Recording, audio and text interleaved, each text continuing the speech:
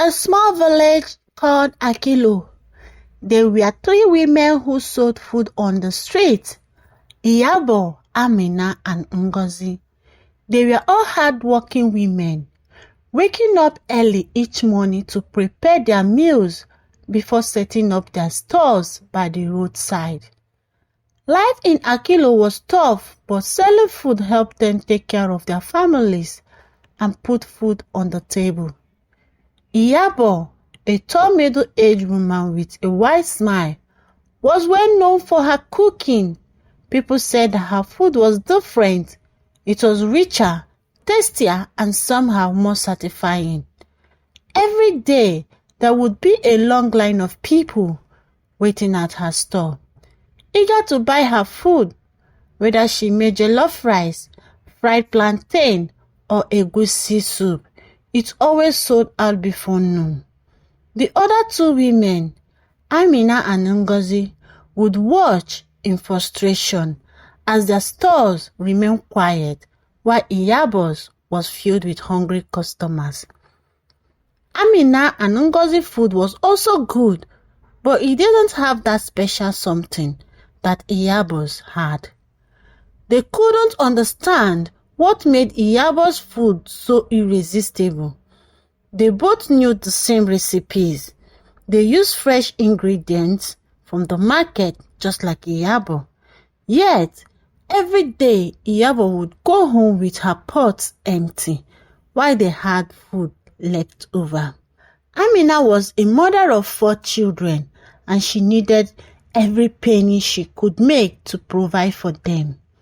Her food was cooked with love, and the few customers she had praised her dishes. Ngozi was a widow trying her best to make ends meet. Since her husband passed away, she had only 1 daughter and she was determined to give her a better life. Both women worked hard, but they couldn't figure out why Iyabo's food was always more popular. One hot afternoon, as the 3 women sat under the big bamboo tree after closing their stores for the day, Ngozi decided to speak up. "Iyabo, tell us the truth," she began. "What is your secret? Why is your food always selling and ours isn't?" Iyabo smiled, her eyes twinkling with mischief. "My sisters, I told you before, there is no secret. I just cook with my heart." Amina shook her head. "Iyabo, we all cook with our hearts. There must be something else." Iyabo laughed softly. "Maybe the spirits favor me." The other 2 women fell silent. In the village, people believed that the spirits had a hand in everything. Could it be that the spirits were helping Iyabo? Days passed, and the situation didn't change. Every morning, the women would set up their stores, and every day Iyabo's would be the first to attract a crowd. Some days, Amina and Ngozi will barely sell anything at all. Their jealousy grew, and soon rumors began to spread. People in the village whispered that Iyabo must be using juju or black magic to make her food taste better and to attract customers. One evening, after closing her store, Amina couldn't take it anymore. She was determined to find out what Iyabo was doing. That night, she crept quietly to Iyabo's house and hid behind the large mango tree outside her window. She waited for hours, hoping to catch Iyabo doing something suspicious. Finally, in the dead of the night, she saw Iyabo leave her house, carrying a small pot. Amina followed her silently, staying far enough behind so that she wouldn't be noticed. To Amina's horror, She saw Iyabo walk down to the local mortuary, a place where the dead were kept before burial. She watched as Iyabo sneaked inside, filled her pot with water from one of the basins used to wash the dead, and walked back out, humming softly to herself. Amina's heart raced. Now she knew Iyabo's secret. Iyabo was using mortuary water to cook her food. That was why it tastes so different, why people couldn't resist it.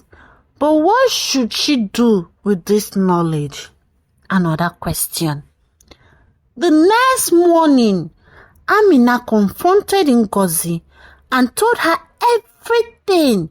Ngozi was shocked, but she believed Amina. Together, they decided to confront Iyabo. Iyabo, we know what you are doing, Amina said, her voice shaking with anger. Iyabo looked up from her cooking, pretending to be innocent. What are you talking about? Ngozi stepped forward. We know about the mortuary water. We know that's why your food is selling. Why the people are drowned to eat. For a moment, Iyabo was silent. Then she sighed and looked at them. No longer trying to hide the truth. Yes, it is true. I used the water from the mortuary, but it's not what you think. Amina and Ngozi stared at her in disbelief. What do you mean? Amina demanded. Iyabo wiped her hand on her apron and sat down. When I started selling food, I struggled just like you. I worked hard, but no one came to my store. One night, I had a dream. In the dream, an old woman appeared to me. She told me that if I wanted to succeed, I should use the water from the mortuary. She said, it will bring the spirit of the dead to my side and they will help me. I was desperate, so I did what she said. Ngozi shook her head in disbelief. You mean you have been feeding the people with the food cooked with that water? Yes, Iyabo admitted.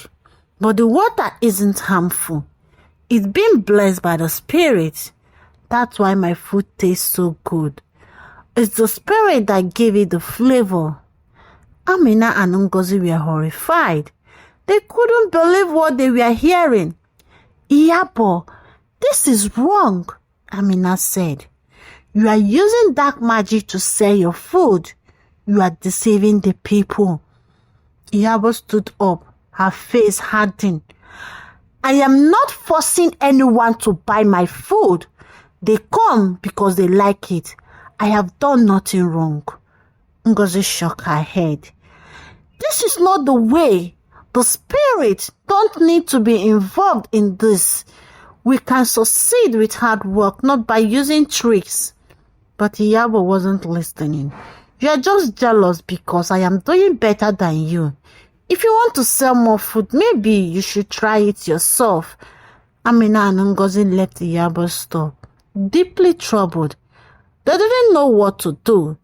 Should they tell the people in the village? Should they let everyone know about Iyabo's secret? But who would believe them without proof? That night, the two women couldn't sleep. They both knew they couldn't keep the secret forever. They had to do something. But they weren't sure what. The next day, as usual, people lined up at Iyabo's store, eager to buy her food. Amina and Ngozi watched from their own store, feeling helpless. They couldn't compete with Iyabo's magic, but they refused to give in to her method. As the days went by, the two women continued to sell their food, even though their customers were few. But one day, something strange happened. A man who had bought food from Iyabo the day before came to Amina's store instead. I heard that your food is good, he said. Yesterday, after eating from Iyabo's place, I didn't feel right. It was like there was a shadow over me. Amina served him her food, and soon more people started to come. They whispered that something about Iyabo's food didn't feel right anymore. The line at her store began to shorten, and more people started buying from Amina and Ngozi. It wasn't long before the village elder heard the rumors. They called for a meeting and questioned Iyabo about her cooking. At first, she denied everything, but when the pressure mounted, she admitted the truth. The elders were furious. They declared that Iyabo had violated the natural order by using mortuary water to cook. They banned her from selling food in the village, and she was shunned by the people. Amina and Ngozi, on the other hand, began to see their business grow. People trusted them because they knew their food was pure, and though they worked hard and didn't rely on magic, they found that their hard work paid off in the end. Iyabo left the village in shame, never to return. But the lesson remained: true success comes from honesty and hard work, not from shortcut or dark secrets. The end.